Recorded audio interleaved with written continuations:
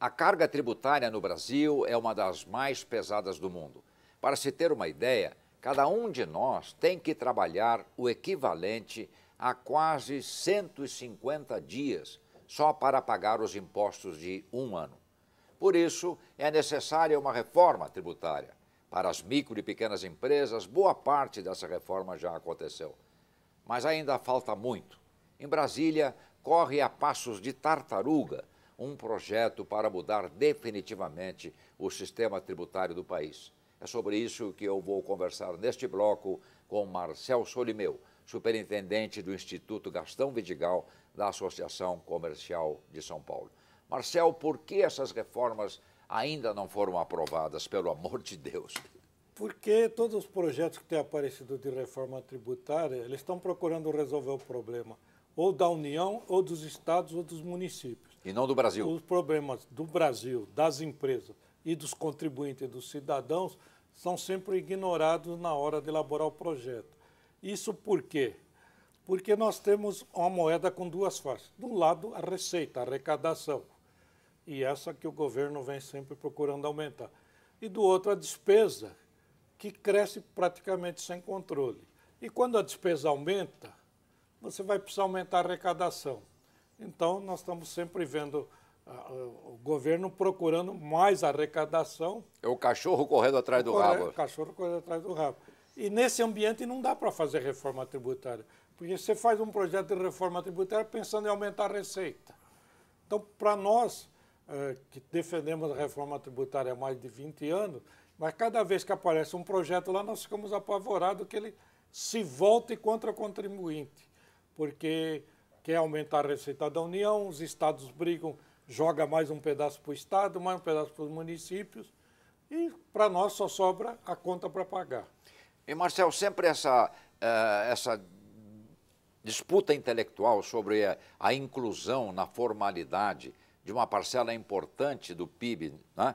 Do PIB nacional. Quer dizer, aumentando o imposto, nós estamos cada vez afugentando mais a possibilidade de atrair para o mercado formal, né? Essa roda da economia que é chamada de economia informal. Existem muitos estudos do Banco Mundial, inclusive, sem contar a famosa curva de Laffer, que mostra que quanto mais você aumenta o imposto, mais gente foge para a informalidade. E para cada aumento de imposto que você vai fazendo, o resultado na arrecadação é proporcionalmente menor, até chegar a um ponto em que cada aumento de imposto faz cair a arrecadação. Pois é, essa inflexão, né, dessa curva, né? Exatamente. Nós não chegamos a esse ponto, mas não estamos muito longe, porque a carga tributária já tem um peso muito grande. E o que é pior, você tem um peso grande de um imposto a pagar e um custo alto para pagar o imposto. É o custo de administração, de como pagar. Hoje saiu nos jornais o estudo do Banco Mundial mostrando que o Brasil é um dos países que tem uma carga tributária mais alta e um custo burocrático para se pagar os impostos mais alto. E um ponto que você mencionou, que as micro e pequenas empresas, de certa forma, tiveram um alívio. Nós temos aí a lei geral, temos agora aí a figura do MEI, que é o microempreendedor individual, os negócios muito pequenos. Agora, quem mais sofre em tudo isso é a empresa média.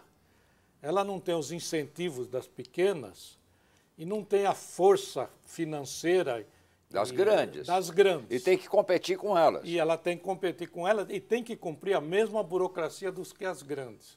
Então, a empresa média brasileira está desaparecendo, está sendo absorvida ou fechando, porque ela não suporta uma carga tributária e burocrática igual a das grandes. Mas o pensamento político nacional não vê essas coisas que são, de certa forma, muito óbvias, né?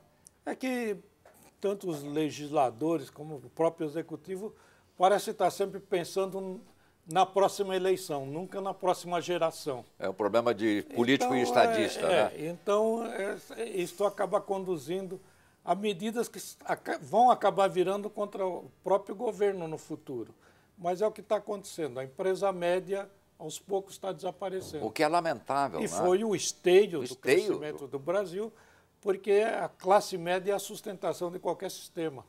Pois é, e se nós não protegermos de alguma forma, não tratarmos de conservar a classe média, seja como indivíduo, seja como empresa, como é que nós vamos sustentar, inclusive, um regime democrático, um regime de mercado? Porque sem a camada do meio, quer dizer, nós vamos correr o risco do choque bipolar, não é?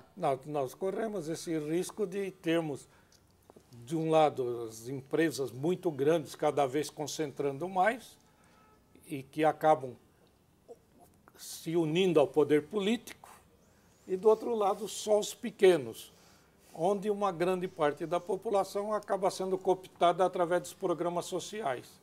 E com isso nós não temos realmente os pesos necessários, os pesos e contrapesos necessários à democracia. Nós vamos caminhando para um regime muito peculiar, onde temos eleição, mas pouca democracia.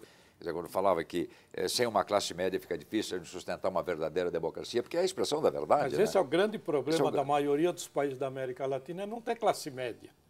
O que acaba exacerbando a disputa política e acaba maniqueísmos, acaba levando a uma instabilidade, ou então a subida ao poder dos salvadores da pátria, que acabam produzindo o que nós temos assistido aí em muitos países. Nós voltaremos em seguida com Marcel Solimeu, superintendente do Instituto Gastão Vidigal da Associação Comercial de São Paulo, para falar de reforma tributária, tributos, estes e outros assuntos importantes logo depois do intervalo. Fique conosco, voltamos já.